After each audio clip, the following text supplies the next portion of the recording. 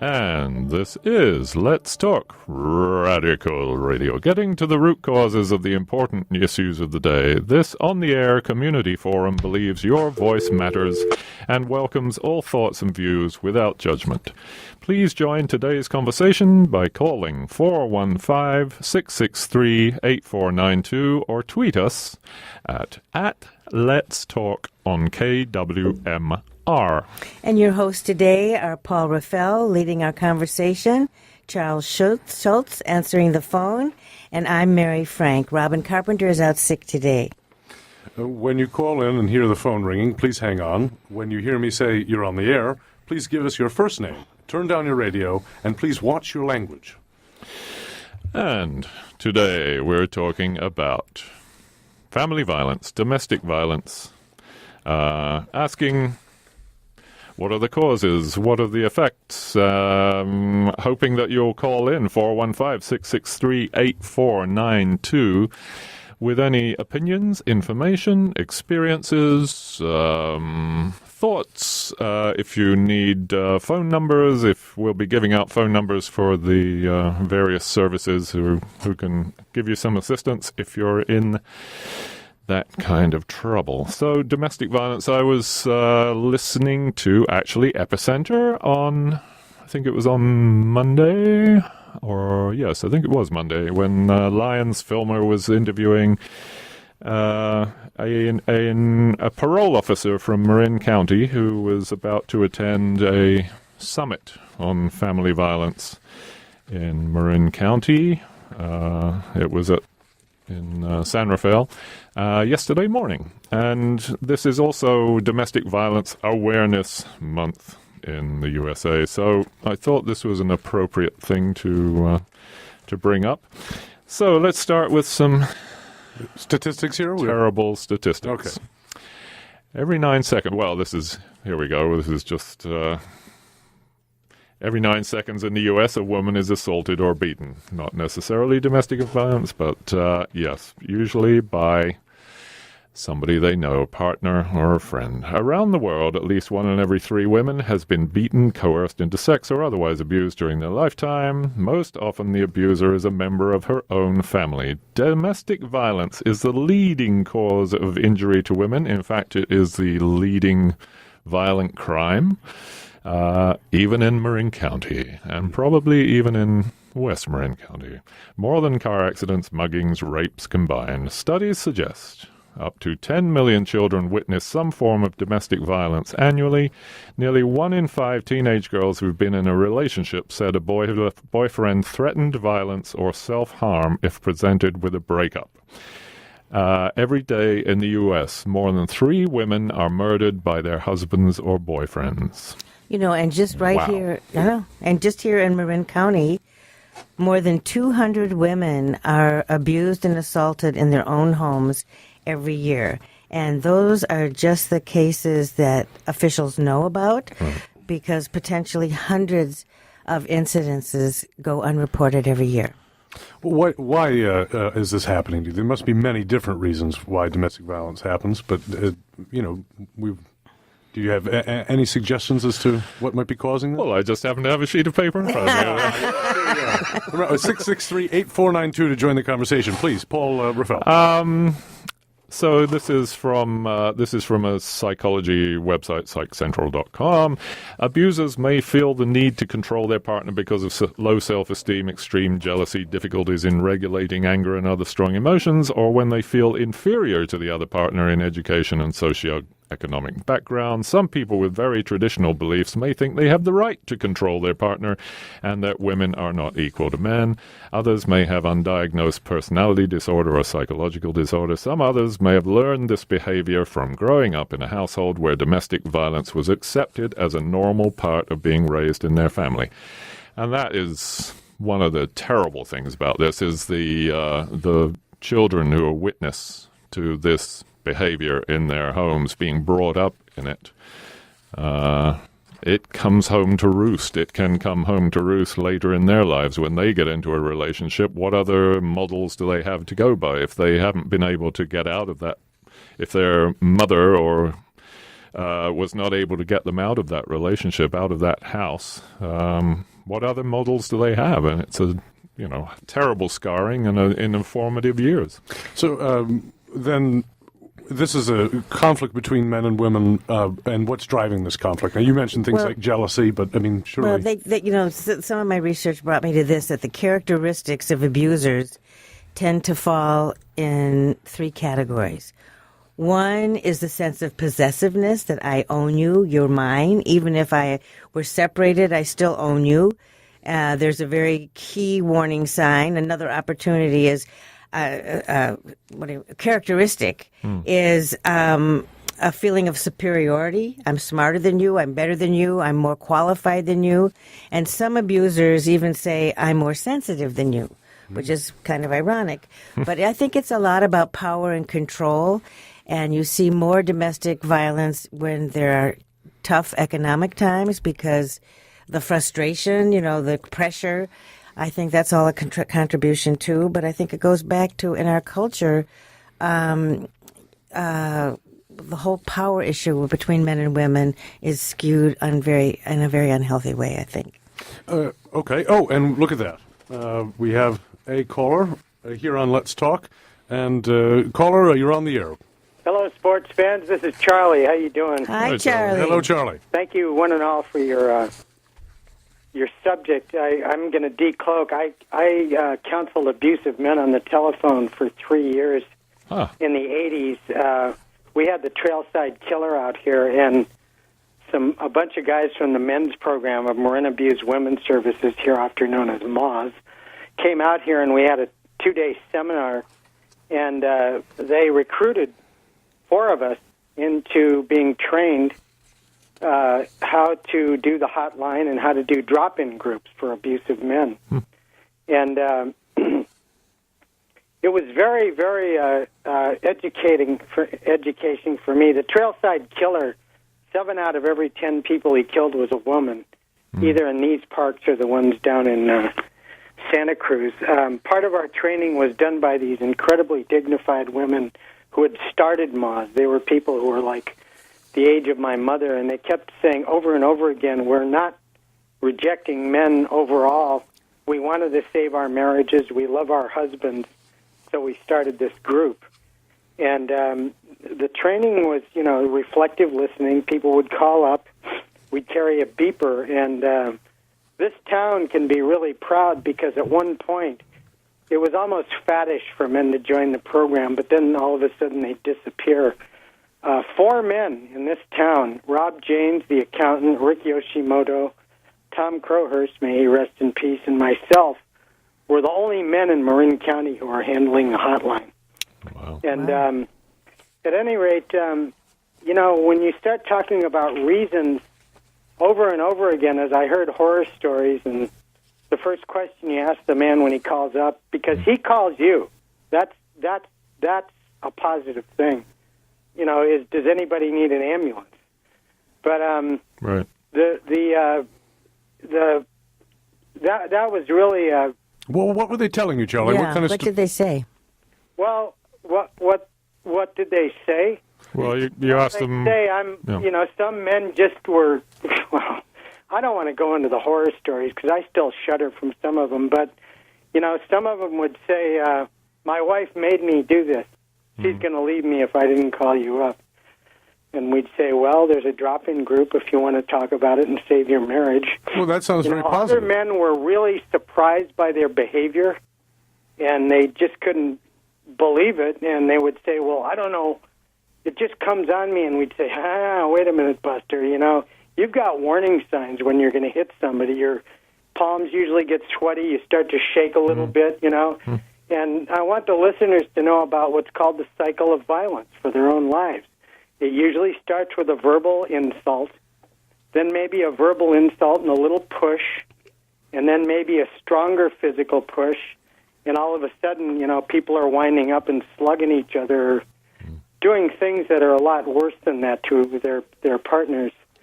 And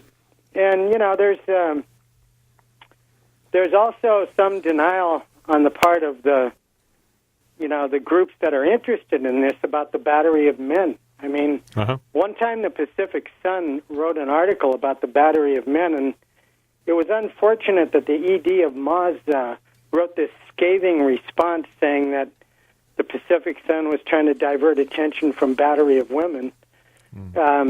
And the editor of the Pacific Sun, responded in kind. Also, one time I was working the hotline, and a gay woman called me up. And she said, I'm beating my partner, and I want to stop. And I said, well, we have a rule, because traditionally men are supposed to solve all the problems, that women talk to women and men talk to men. And she said, well, and I said, so your partner should call the woman's hotline, and you should too. And she said, I did, and I got sort of soft-soaped. So I called you up, and so, it's sort of, the domestic violence battery in the house didn't become a felony till 1986. If you want to talk about paternalism, guiding toward domestic violence also means violence against children too. And unfortunately, statistically, women and men are kind of neck and neck on that. But the cops got interested in it after a while because they realized that it was the number 2 killer of cops to investigate domestic violence incidents after investigating armed robberies. So all of a sudden, they woke up and said, whoa, so they hired us to do training groups with them. And, mostly another point that I want to make is that if you're being abused, you have to take it, the women used to say this. They used to say, you've got to kneel down and stick your butt up into the air and let somebody kick it. And when you stop doing that, maybe, you'll stop colluding with a person, whether it's male or female, who's doing that to you. Yeah. I just want to say 2 things about, if I may, referring to men who are abused. The national statistics demonstrate that the majority of adult victims of domestic violence are current or former wives, girlfriends, or lovers of the abuser. The exception to these findings is in the area of spousal homicide. So apparently it's equal there, where victims are equally male and female. However, studies indicate that at least half of the male victims of domestic violence homicide are killed by their partners in self-defense after a history of abuse. So, no doubt. Yeah. Burning beds. I mean, that's... but I do want to say that from my experience, the major cause, when we finally got down to it with why the guys were doing it to their women, is because somebody had beat the hell out of them when they were kids. No doubt. Anyway, I'm kind of giving a speech, but I really appreciate what you're doing, and I really want the listeners to dig on that cycle of violence thing, where it starts verbally and then a little push, and then, if you let that allow, and you've got to allow that yourself to let it happen and grow, and you might as well nip it in the bud and tell whoever's doing it to you to either stop doing it and set boundaries. And I don't know if you've got the numbers for Moz here. I could give. I do. No, I've got them in front of me, actually. You got them? Okay, great. Well, thanks a lot, folks. I really appreciate it. Charlie. Thank you for your work, Charlie. It's great. Thank you so much, Charlie. And you're listening to Let's Talk on KWMR. Please call us, 415-663-8492, with any thoughts or opinions or experiences. Yes, Charlie was talking about Moz, which was the Marin Abused Women's Services. It's now called the Center for Domestic Peace, and boy, their website is just incredible. And they do wonderful work. centerfordomesticpeace.org. And the Mankind program, which is what they're calling what Charlie was involved in, they have a Mankind program, men helping men create peace, and the men's hotline is 415-924-1070. That's for if you guys out there, if there is any men out there who have been smacking their wife and kids around or are thinking of it or are getting close to doing it, this would be the number, 415-924-1070. And we have a caller. Caller, you're on the air. Hi. Hi there. What's your name, please? My name's Mia. Mia. Hi, Mia. Yes. Just stepped out of the office for a second. But yeah, I was just calling because I've just been thinking a lot recently about sort of media portrayals of these type of things, and I think things have gotten a lot better on sort of physical violence in terms of, I think people have a low tolerance for that in terms of an acceptable thing to see in a movie or something like that. But in terms of emotional violence and like possessive relationships, I've been noticing like a lot of really disturbing trends with that in terms of, I don't know, like the Twilight movies, Suicide Squad, and 50 Shades of Grey. There's a lot of franchises that the central characters basically is an emotionally abusive relationship. And it seems to be sort of like glamorized and, oh, that's sexy, and it's really not. So I just wanted to mention that. I think that that's something we still have to deal with as a society that is still sort of accepted in certain ways. So this is the idea of dominance of one of the other being being romantic, being love or something like that. Yeah, exactly. And it's still, there's just these major franchises that are saying, oh, this is sexy, this is love, when really I think at the core of it, they're emotionally abusive relationships that are sort of being, put in a nice light, but they're really not. As normal. Yeah, right. For like, especially teens to be like consuming movie after movie of these very similar relationships. So I think that good point. Charlie made a point. Well, if you're being abused, and you're sticking your butt up in the air to be hit, you just have to draw a line. I think it's a little more complicated than that. I personally was an abused woman, and in my situation, it was, I love this guy, and I saw him go further and further and further out. And my first reaction was, I can fix it, I can make him understand. And so I took it for a long time, thinking there were children involved. I was raising his children, and it was very complicated. And this is kind of pathetic, but it's true. He was not physically abusive until the very end. But by the time I barely knew what my name was because I had been so demeaned, so consistently demeaned. You wouldn't know that now, but it was quite a journey back. And it wasn't until he actually hauled off and hurt me and hit me, and I was on the ground with my back hurt and my neck hurt, and I finally said to myself, I think I'm in an abusive relationship. I mean, it's funny now, but it wasn't funny then because I couldn't put my arms around it, Well, go ahead. No, go ahead. Sorry to interrupt you, Mary. I think that going back at kind of historically what's happening here. So in the 1960s, you get more women participating in the workplace and entering this public space and competing with men for jobs and things like that, there's just a level of conflict that is driven by that.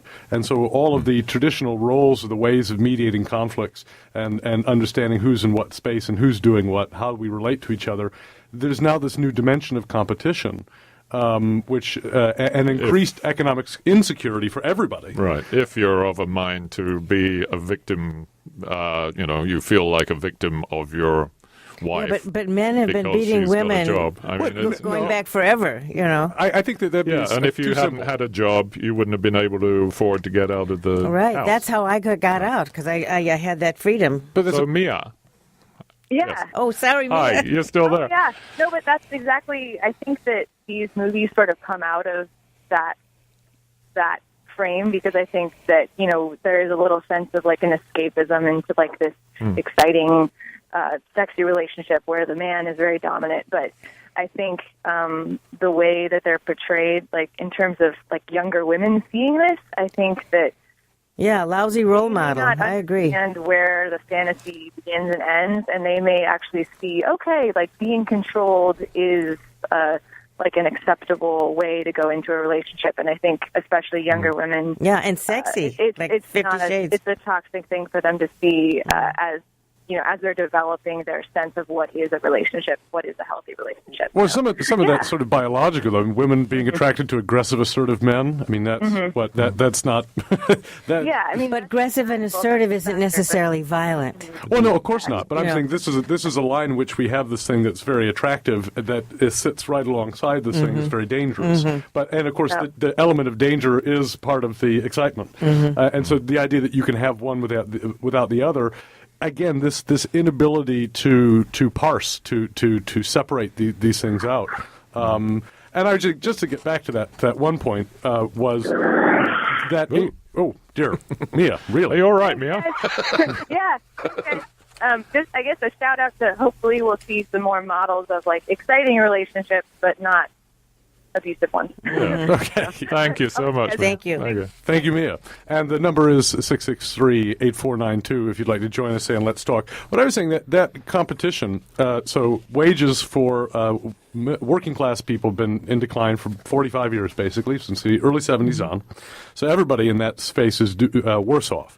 And Arlie Russell Hochschild, who is a sociologist at Berkeley, wrote a book, and I was hoping maybe Paul Elmer will call in and talk to us about this. And we're hoping to have her on my regular show, which of course is tomorrow at 1 o'clock. With the rise of the service economy and the decline of manufacturing, those the people who are able to sell emotion, who are able to commercialize emotion, were increasingly successful and better able to navigate the change in the workforce in the United States. And her point is that women were uniquely suited to be the smiling face, to be the person who in the service role is able to be warm and friendly and open, etc. So we push everybody into the workforce. We impoverish or we remove this work that was traditionally male, whether it should have been or not is a separate question, and we privilege a kind of work, or we've just been left with a kind of work, which women are much better at than men. So we've created these conflicts. Everybody is more desperate to make money and to have a certain level of material well-being, and everybody's making less money and being less successful at it.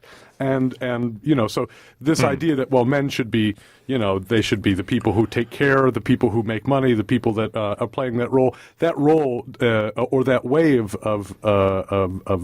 being is disappeared over the last 50 years. Really what you're talking about is certain men who have a victim-oriented kind of psyche are feeling like they're being threatened. Their power is being threatened. It is actually being threatened. No, I mean, that's actually happening. How is that happening? And, well, it's happening because they're more poorly employed, they make less money, and they have to do worse things for it. And the types of work, as I say, in the service industry that have grown in this time during which manufacturing declined were ones which women were better suited to do. Now, and women have the same problem. They're caught in the same kind of trap, whereas they're constantly being told, as we were talking about off-air, Mary, that being a mother is less. Raising children is less. That's not meaningful work. What's meaningful work? Man's work. Outside the house, in the public sphere. And I think the whole culture suffers as a result of that. Indeed. Terribly, especially the kids. And yes, and here's a little graph. A percentage of crime victims who are also domestic violence victims. So here's, well, of course, 90% of rape victims are domestic violence victims. Injury with weapons, 35%. 47% of assault, threatened assault, identity theft, all these statistics who are actually these crimes that are being committed on people who are domestic violence victims, they are a crucial percentage of crime victims, other kinds of crime. More likely to be employed part-time and earn less income. Yes. Well, it's an interesting thing. And then, and Mary, your thing about you stayed with this man and you saw him gradually getting deeper and deeper into it. So did that start with like the emotional, verbal abuse? Yeah. So and the thing is, so often, as it starts to escalate, you think when it really escalated, I was afraid for my life. But it was, at the beginning, it wasn't like that. But there was a slow build-up to that, and then there were children involved. And how do you protect the children? And will he kill me if I leave? It's very complex. The most dangerous time. Yeah, very dangerous and very scary. And, abusers also isolate their victims. By this time, after all those years, I was isolated from my friends, from my family, so I had nobody. So that's and part I of felt, if I hadn't had this job, I don't know, I wouldn't know if I'd be here really. Interesting. Yeah. So it's the sort of systematic belittling of you as a person. Yes. Financial abuse is part of it, taking away your ability to. No, I had the job. You had that, but I had the job, which a lot probably of women they don't. How don't. can they make it? And will they it take away the checkbook? They don't have any right. Will they take my kids? Yeah. We wouldn't worry about that. Will they kill my kids? Will they? There's such a level of fear that it's paralyzing. And the worst you take time, it because you think you may die, your kids may die, and you see that. Men kill the children to get back at the woman. It's or like beat the children. Yeah. To start with. Yeah. Yeah. And there's I saw somewhere there was a site with people's opinions of going to the police, and of course. In the old days, it was the police would come and say, "Well, why don't you just cool down and talk to the woman? Why don't you just go up to your bedroom now and just everything will be fine?" Now there's more training, of course. Yeah. I hope But there's it's more only- training. Certainly in Marin County, there's more training. But again, talking about Charles's point and yours as well, that yes, domestic violence occurs on all levels of society, but the affluent have lawyers and therapists and call the police, and whereas you don't see that as much with people who are not economically as privileged. Yeah. And Well, it's there's scared that with police come, they'll take the kids away. Or they'll go to jail. Yeah, or they Which you go to don't jail. see that The in wealthy victims could homes. go to Same jail. crime, Yeah. same everything. One guy calls his lawyer and the other guy ends up in jail. I think it's subtly even worse than that, which is that this game of dominance and control plays out with the wealthy, but may never appear to us to be violent. That all that violence is sublimated into social control, into wealth, financial control, and so it doesn't even appear to be violence. Right. But what you see is a displacement of violence. I see this with wealthy couples. One person is the source of all of this financial wealth, and they do battle it out. And there's tremendous resentment and bitterness and trauma that is passed down to children, and all that sort of thing happens. But nobody hits anybody, and maybe nobody even argues with anybody. Maybe nobody even gets into a fight. But it doesn't mean that these games that we play to control one another and to control our perception of reality, control who we think we are, there's a lot of psychic trauma in that that we don't have we don't have a good way of identifying. And to my earlier point, all I'm trying to say, by being slightly controversial about the new competitive society, is that it would be a bad thing to get into these simplistic categories of this is something that is just innately part of men. They want to abuse, they want to be bad, and that all women are victims. They're just, which is a recapitulation of patriarchy. It just says, well, a woman couldn't possibly be anything but a victim, right? And so it pushes us into a simplistic and I think negative space. Quickly, at the half hour, KWMR is supported by the California Film Institute, celebrating film and media as art, entertainment, and education at the Christopher B. Smith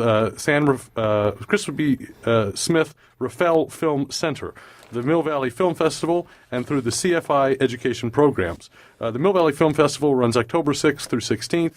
Information at cafilm.org. And support is also provided by, Calendar Club. Have you ever been tempted to join KWMR's Calendar Club? Our upcoming fall pledge drive is an easy time to sign up. We are looking to raise $60,000 in 7 days during the pledge drive, and your brand new monthly support would be a big boost. Fall pledge begins October 26th and runs through November 1st. You can become a Calendar Club member by going to kwmr.org and clicking the donate button. Thank you for your support. And you're listening to KWMR Point Reyes Station. community radio for West Marin, indeed. 90.5 Point Reyes Station, 89.9 Bolinas, and 92.3 the San Geronimo Valley. And you're listening to Let's Talk Radio with co-host Paul Reffell, Charles Schultz, and I'm Mary Frank. Please share your views by calling 415-663-8492 or tweet us at Let's Talk on KWMR. Yes, so today we're talking about domestic violence, and I'd like to, just in case anyone happens to be listening to this show and is in need of help, 24-hour hotlines. This is the Center for Domestic Peace. 24-hour hotlines, 415-924-6616. In Spanish, Línea de Apoyo en Español, 415-924-3456. The Mankind program for men who are abusers and want to try to get some help through Center for Domestic Peace is 415-924-1070. Marin Youth Services. If you're a child in an abusive household, you might want to get some help. 415-526-2557, or you can call 1-800-799-SAFE, which is 799-7233. 1-800-799-7233 for a domestic violence program near you. Thank you, Paul. And also, I'd like to just give a few comments about what you can do to help someone who is in an abusive relationship or a violent relationship. And that would be listen to and believe the individual. Tell the individual the abuse is not your fault. You are not alone, and help is available. Let the individual know that without intervention, abuse often escalates in frequency and severity over time. Seek expert advice. Make referrals only to specialized domestic violence programs like the ones that Paul mentioned, and not to couples counseling. This is not a time for couples counseling. Help the individual find a shelter, a safe home, or advocacy resource that offer protection, because many, many people really need protection, absolute and complete, and that's immediately. Immediately. Yeah. And that's why these organizations do such a fine job. They really get people out of harm's way. So, you were just talking about couples counseling. People might think, well, why don't they go to a marriage counselor and just see what's going on? Okay, couples counseling is not recommended by the Department of Justice. In fact, it prohibits it. In these cases, American Bar Association, Futures Without Violence, California Partnership to End Domestic Violence, all state coalitions against domestic violence, National Network to End Domestic Violence, and the National Coalition Against Domestic Violence. So these are all the experts saying if you're in an abusive relationship, couples counseling won't work because it endangers victims. It can blame the victim when focusing on couples interaction by ignoring the denial, minimization, and deception. It increases the victim's isolation as she may fear to speak in therapy sessions for fear of retribution and more violence at home. It implies the victim is responsible for seeing that her batterer gets help. Couples counseling is beneficial for marital problems. Domestic violence is a criminal act, not a marital problem. Domestic violence is illegal. It's solely the responsibility of the offender, regardless of perspective or provocation. Domestic violence is a chosen strategy. The offender alone is capable of changing his behavior. So, his, her. It's overwhelmingly him doing it. 89% of cases that are actually brought to light are men against women. I mean, of course it goes the other way. This isn't, Charles, that men are, by inherently bad guys. It's that thank God we have the men and the women. Men will go out and kill for you and do whatever, that's a wonderful thing that they have that. I mean, in olden days, not necessarily. Well, this is what I'm saying is that these used to be cooperative arrangements in which people play different roles. And I'm saying they're increasingly competitive arrangements in which people are trying to operate in the same space. But my question for both of you is, and please, callers, 663-8492 is the only way to interrupt me from talking. Although Mary and Paul are doing good job. We know that.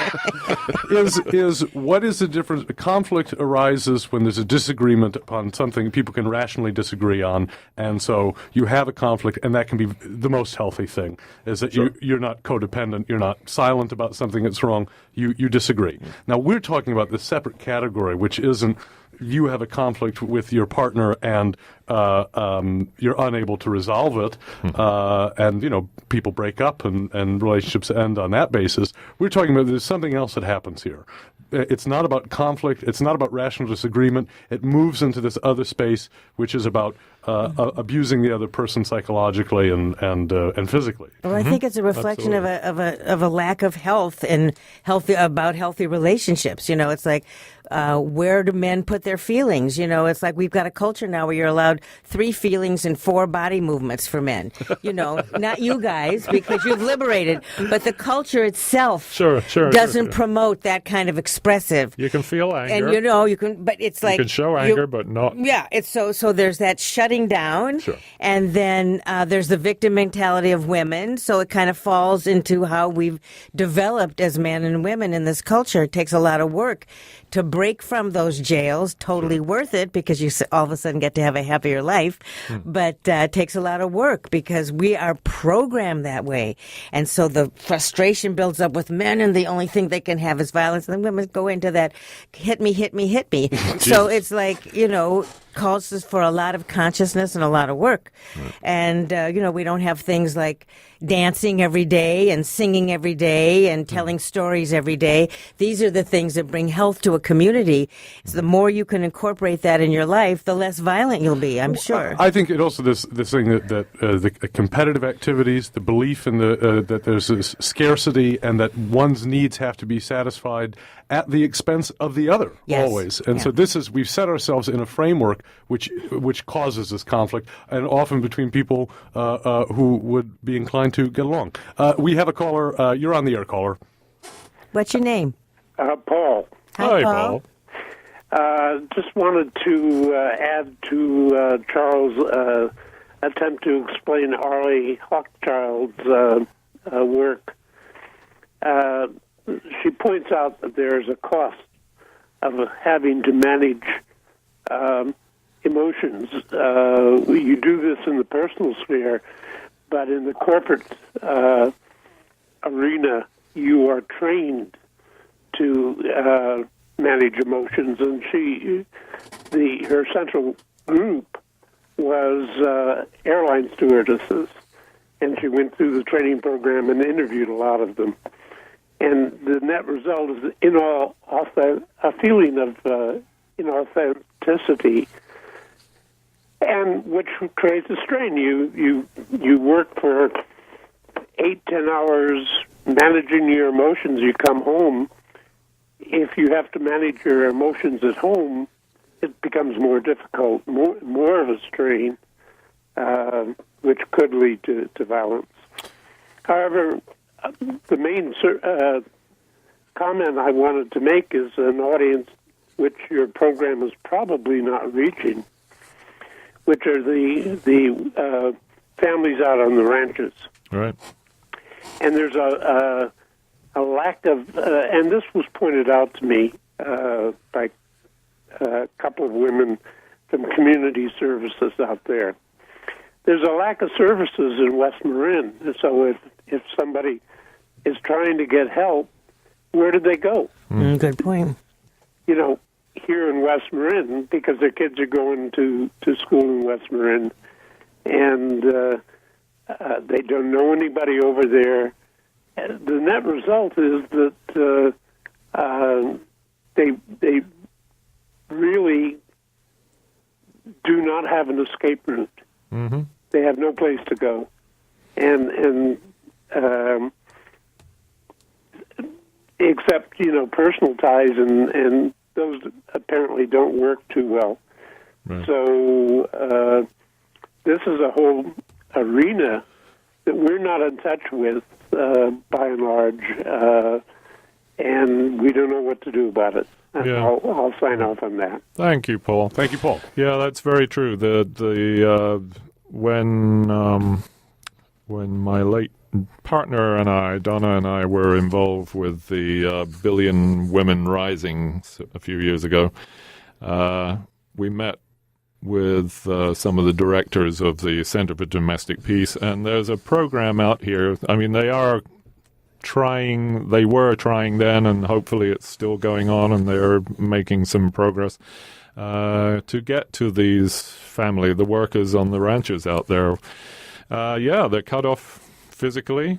They may not have a car. They may not have a way of getting away safely. What about hotlines? Would that help? And then if they're undocumented, then there's always that chance that they'll be deported and sent away with their children or from their children. So hotlines. There is. I have the Health and Human Services, Marin Health and Human Services phone line here. It says 415-473-7153. On their website, there's also a child abuse report form. This all sounds great, except that, it's very dangerous. One of the great similarities about all the sites that I've been looking at this week on domestic violence, they all have an escape button that'll shut it down instantly, because if they're seen going online to these domestic abuse websites, there's the possibility of provoking another attack. I saw anyway, that too. So 415-473-7153. That's 24 hours a day, 7 days a week. And of course, there is a Health and Human Services office in Point Reyes Station. I would guess that if a spouse who was in an abusive relationship were to go there, they would whisk them away, maybe over the hill to San Reffell, and hopefully to a safe house. But anyway, those are the numbers: 415-473-7153, 24-hour day. Okay, this is KWMR's weekly Let's Talk call-in show with co-host Paul Reffell, Charles Schultz, It's just another Paul. And I'm Mary Frank. And to join our conversation, please do call us at 415-663-8492. 1 in 4 women and 1 in 7 men will experience severe physical violence by an intimate partner in their lifetime. CDC says that. 1 in 10 women in the United States will be raped by an intimate partner in her lifetime. An estimated 10.7% of women and 2.1% of men have been stalked by an intimate partner during their lifetime. Nearly half of all women and men in the United States will experience psychological aggression by an intimate partner in their lifetime. Over half of female and male victims of rape, physical violence, and or stalking by an intimate partner experience some form of intimate partner violence for the first time before 25 years of age. It's very pervasive, and all levels, all races, all classes, whatever you want to call it. I think in my own life, and I don't like the social media thing or the new thing where everybody has to pour out all the grisly details of their life. And you didn't do that, Mary. You gave us the idea, not the details. Well, you can tell me later. Don't worry. My father was a victim of both war, imprisonment, torture. He was a political refugee. He then became a drug addict and a very, very severe domestic abuser, both his children and his wife. But my knowledge of the origin of this violence, which had to do with growing up in an extraordinarily repressive society, witnessing the torture of his own parents, being imprisoned at a very young age in his early teens, having spent his teenage years in prison, etc., it drew me into a history, the history of the 20th century. The history is about war, and it's about all of these other elements, and it's able to contextualize all of this violence. Why do these people do these things to each other? How do you think about a world in which they might not? The difficulty with Americans, say, not my father's side of the family, which the story is so plain, and I've been able to engage with it, but my mother's family, in which the First World War, the Second World War, then Korea, then Vietnam, these are wars, especially the first three, which put millions of American men deeply traumatized by violence and being a killer, having killed and maimed other people themselves and tortured other people, etc., and having been maimed and having witnessed all this violence, were put back into mainstream America. But there was an injunction. These are good wars. We don't talk about them. You don't ask what your father did. You don't ask what Grandpa did. And I think that there was a massive wave of domestic violence and trauma that entered American society because of these huge wars, and we didn't even have the basis to talk about it. Now, when you get to my generation... Weren't allowed to talk about it. When you get to my generation, several generations on now from the Second World War and Korea, there are trauma in these families. Outwardly appear to be peaceful, but there are conflicts that get back to violence of war that cause domestic violence, and we don't, unlike my relationship to my father and his family, we don't even have the means to think our way back to why did Grandma and Grandpa have this kind of relationship? Why was there this trauma in the family over here? Yeah, and we've got all the new wars pouring in a whole new several generations. Sure. Afghanistan, everything that's going on. Only this time these guys are going on 9 and 10 deployments. So they're coming back very fractured. So we've got the same thing, only more so. Now we have a name for it. It's not just shell shock and get over it and go back out there, lads, and join up again and carry on. No, it's PTSD, and it's some recognition of it. Anyway, this is Let's Talk on KWMR. 415-663-8492. Please call in. This is Charles Schultz, Mary Frank, and I'm Paul Reffell. Yeah, so, yes, no doubt. I actually haven't seen any stats to see if violence increased during the mid-20th century in America with all that succession of wars and PTSD But it was problems. the invisible violence. Remember, too. a lot of this wasn't reported. Still not reported, Right. but even more so then. And, of course, you were allowed to beat your wife. Yeah. With a stick. Harry's beating his wife again. With a stick that was with a stick. It was actually codified. A stick no bigger than your thumb. A rule of thumb. That's the 19th century, I'm happy to say. But there's Wait a minute. I didn't get that. Are you saying that they allowed a certain size stick to beat your wife? Rule of thumb. That's where the rule of thumb comes from. Oh my God! I never heard that before. Couldn't be bigger than your thumb. So they were actually setting boundaries. Well, now couldn't beat her with a tree limb. I think that the other thing that happens in here, and this happens perhaps more to the wealthy than it does to the impoverished, is the anonymity of modern life. We don't mix socially very much. If we do, we do it in sentimental ways. This place, this time, we're going to go to this event, and then you put on a face and you perform a person at that. Then you go back to your house with your partner. In older societies, say 250 years ago and before, they had in, say, English village life a concept called rough music, which is if somebody was beating their wife or their children, and you might say, well, beating your wife and children too much. I don't know what their definition was. The town would get together and bang pots and pans and go to the house and humiliate the man and blah, blah. They had a mechanism. I'm not saying I want to live in that society, but they had a mechanism of so-and-so is gone too far, or is doing something that's wrong, and we are going to collectively respond to that. Now, in modern anonymous life, look the other way. Or you just never see it. Oh, we don't see it. They go to the parties, we go to parties and things like that, and we perform ourselves to be at that moment, and you don't see inside the house where this violence is happening. And I think Mia brought up a terrific point. We've glamorized violence so much in our films, in our art. There's a glamour, it's like seen as sexy. And this is extremely dangerous. The linkage between violence and sex, very, very dangerous. And you see that increasing. Let me see if we can get any angry people from our friends to the south to call in.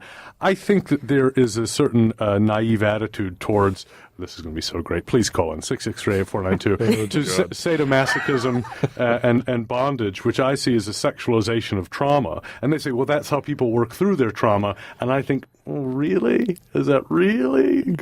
Maybe that's true for some people, but I think of this as a way in which, when all the political avenues to talk about war and violence violence and poverty in the society are shut off, that they're sublimated into the other aspects of our life that we feel we do control. And one of those, still to this day, is our idea of our sexuality. And so I think rather than resolving trauma, maybe it's the only way that we can speak about these things or take action on these things. And so we corrupt our sexuality and we don't deal with the problems of war and violence and poverty. But that is just my angry, sex-positive people. Please call in 663-849. Beating positive, yeah. And speaking of sex-positive and speaking of sexuality, gender identity, it's across gender lines. 1 in 3, same thing, same statistics for women with women. 1 in 3, 1 in 4, I think, in those households will experience domestic violence. Same. These are lesbians, okay, and gays, and homosexuals, and bondage legitimists. And let me do call in. We got a few minutes left. 415-663-8492, and I also want to give out these Center for Domestic Peace hotlines again, because, and really, I really encourage everyone who's listening, all 3 of you, to go to the centerfordomesticpeace.org, because this is an incredible website, so much information, and boy, it may be a little shocking. Anyway, the 24-hour hotlines are 415-924-6616, 924-3456 for Spanish. Marin Youth Services 415-526-2557, or there's an 800 number, 1-800-799-7233. And caller, you're on the air. What's your name? My name's David. Hi, David. Hello, David. Hi, David. A couple of comments. One is that historically, forever, men have regarded women as part of their property and as such can do what they want with them, which includes beating them. Of course, this isn't in every society, but it is prevalent in lots of societies. And I also wanted to comment on the hard to encapsulate this, but the equivalence or the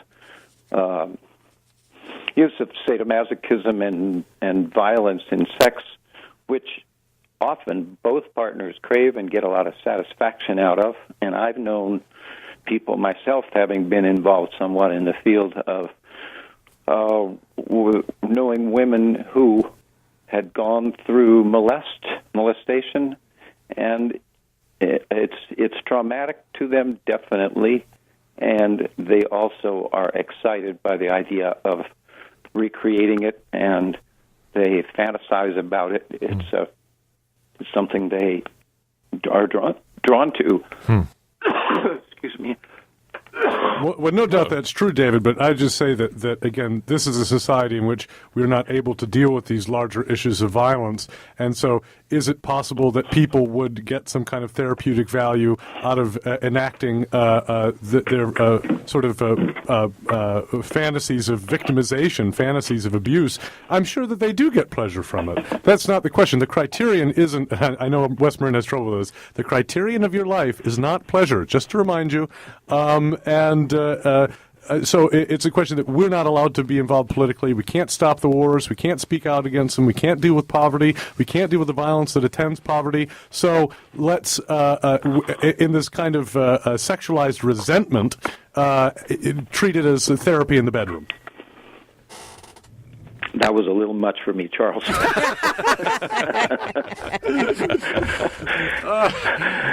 Any other thoughts, David? Beg your pardon? Any other thoughts? I think that I'm just not sure. I mean, you just gave a litany of things, and at the bottom then was, okay, well, the last thing is we resign ourselves to having some kind of pleasure out of victimization in one form or another. Yeah. And I don't think that's the case in people that I've talked to. Oh, I think that the issue is that the last thing we feel we have any control of is our body. And so people who self-harm, it's an expression of control. Yeah. Now, on the one hand, you would say, oh, self-harm is bad, and to stop putting cigarette butts out on yourself. On the other hand, if somebody has an orgasm at the same time, well, maybe putting cigarettes out on yourself is good because you got off. Mm-hmm. Yeah, but if they seek it out with their partner, with other people, and it becomes some kind of fellowship bond as opposed to just bondage. Yeah, God knows we seek community. If it's ritualized, is it becomes less dangerous? Is that? Yeah. Again, I would say, this is subjective. But what I see is a deeply sick society trying to reconcile itself by celebrating its own sickness. And that is very moralistic. And feel free to come down to the station and pelt me with tomatoes. I'll be out in the street in a few minutes. And I have one. He has one tomato. If I catch it, I bet it's delicious. But yeah, so that is my perspective on it. But I would say people would say it's moralistic and. I just wanted to throw in Just your opinion. I want to throw in something that was said by the CBT about why domestic violence, and why do people stay. Domestic abuse, this is a quote, is about power and control. Victims don't get out of an abusive relationship because someone has power over them. Right. And that is, here's a caller. Yeah. Thank you, David. That was a great call. Yes. Very, very quickly. Caller, you're on the air. Hi, this is Melissa Davis, Marin County Probation. Oh, hi. Listen. Hello. Hi, how are you? Very well. We're just we're almost wrapping up the show. But how was the summit yesterday at San Reffell? It was excellent. It was very well attended, and we had some phenomenal speakers.